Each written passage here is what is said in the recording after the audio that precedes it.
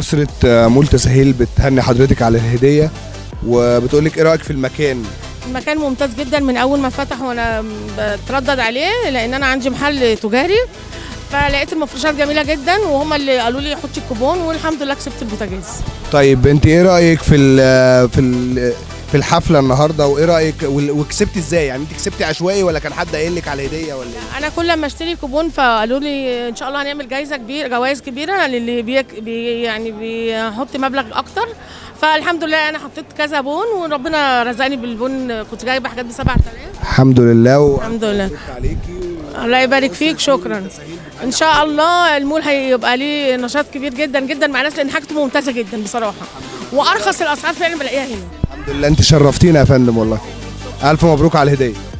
ايه رايك في المكان وايه رايك في الحفله بتاعت النهارده وانت لقيت كل حاجه هنا ولا في حاجات يمكن تكون بره؟ لا بصراحة ما شاء الله المكان يعتبر طبعا جديد ونضيف جدا جدا جدا، وانا جيت المكان ده طبعا على السمعة بتاعته، وطبعا اول ما دخلت المكان لقيت كل حاجة متوفرة فيه وكويسة واسعار جميلة جدا، حتى الخامات كويسة جدا، وربنا يبارك لكل واحد يا رب في رزقه كده وماشي بما يرضي الله. احنا بنهنيك ومول تسهيل بيهني حضرتك على الهديه اللي انت خدتها. مكان وايه رايك في الحفله بتاعت النهارده وكسبتي ازاي؟ عرفني. والله انا اشتريت من المول هنا مشتريات وحاجات ليا ولولادي والكلام ده كله، والحمد لله رب العالمين بقيت اقدم في المسابقه والحمد لله.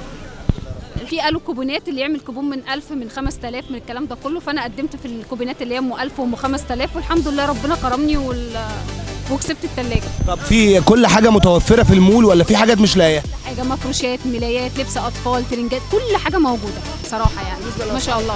لا الاسعار برضو في منتهى الجمال بصراحه، الاسعار كويسه جدا. مول تسهيل بيهني حضرتك على الهديه اللي انت خدتيها، وفي من المسابقات اكتر من كده ان شاء الله الايام الجايه باذن الله. اسره مول تسهيل بتهني حضراتكم على اول حفله واول سيزون لينا ان شاء الله، وفي مزيد من الحفلات المواسم الجايه باذن الله، واحنا المكان كله ان شاء الله جمله من اول قطعه، وممكن تشرفونا واسعارنا كويسه جدا، وممكن تخشوا على اليوتيوب وتشوفوا الاسعار في المول وتشوفوا كل المحلات، وبندعو حضراتكم للسيزون القادم ان شاء الله، وهيكون في دعايه وهدايا اكتر من كده باذن الله، وشرفتونا يا جماعه.